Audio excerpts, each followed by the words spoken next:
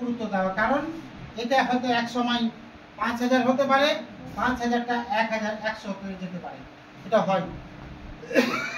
ওই জন্যে আজকে আমি কাউকে ধনী গরিব ছোট বড় দেখার দরকার নেই, সবাই আমার পরিবার, সবাই আমার সন্তান। আপনি বাবা, বাবা হয়ে ছেলে সন্তান। লোকের অঙ্কটা বুঝতে পারলাম, আমার লোক যেতে চাই না। অনেকে বলি কই স্যার, কেউ তো শুনছে না। না শুনতে শুনতে তো এত লাগবে, আরো বেশি করে না শুনে নেন না, তাহলেই হয়ে গেল। লোক নিয়ে যাওয়ার দায়িত্ব আপনাদের। যেদিন বুঝে যাবেন যে এইটা হলাম আমি, আর আমার নিচে যেগুলো আসলো এটা হলো আমার দায়িত্ব, যেদিন এইখানে এইভাবে খেয়াল রাখবেন এটা টিমটা আমার, এর সাথে সম্পর্ক আলাদা রাখবেন আর এর সাথেও সম্পর্ক আলাদা রাখবেন। এই দুজনের সাথে আপনার দুটো ছেলে, আবার আপনি ঝগড়া লাগাবেন, বলে হ্যাঁ আর বেটিকে ভালোবাসছে আর বেটাকে ভালোবাসে না, ওকে বেশি দিয়ে দিল আমাকে কম দিল, এটা কিন্তু কবে শুরু? আপনাদের এখন হয় না। আপনারা আমরাকে বলছেন, এখন আগামী দিনে আপনাদেরকে বলবে আপনাদের সন্তানেরা, বলবে না স্যার? আপনারাও তো কাউরি আপলাইন হয়েছে, হননি?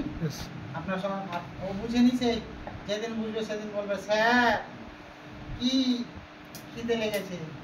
এখন তো খিদেই লাগেনি, একবার খাইয়ে দিয়েছেন, পেট ভরে আছে। সন্তান, একটা সন্তান না কাঁদলে মা দুধ দেয় না। আপনিও কাউরি সন্তান, আপনাকে কাঁদতে হবে, কাঁদেন, আপনাকে আপনার সন্তান মা দুধ দিবে। এটা হচ্ছে সিস্টেমকে ফলো করেন। আমরা কি করছি, এর গল্প যে বলে দিলাম, কোট কাটারি শুরু করলাম, না আরসিএম সিস্টেম না। আপনার সাথে আরসিএম এর পরিবারের সাথে দেখা হবে, তাকে পার্সোনাল কিছু বলা নাই। আরসিএম এ এসে পরিচয় হলো, কথা বললেন, খুব ভালো করেন, মন দিয়ে করেন, কাজটা ভালো, আমিও করছি।